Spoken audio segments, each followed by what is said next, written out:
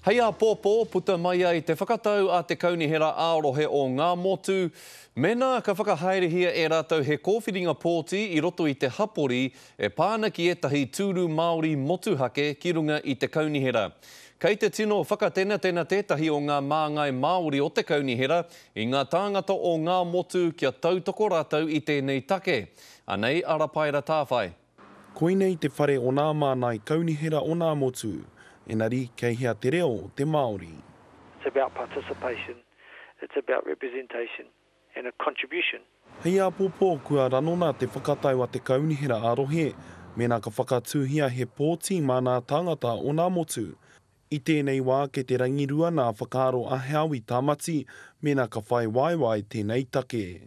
As always, the majority will hold the sway, which is obviously the majority of voters in this district are Pākehā people, so that's the issue.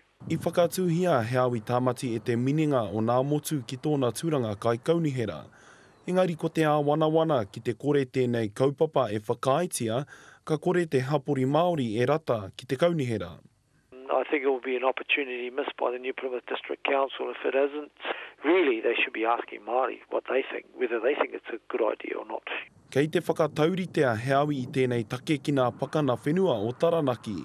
Arā kua maharawana tau e riro ana mā te Pākehā te wāhinei e kawe. I guess nothing changes for Māori, and that's the sad part about it.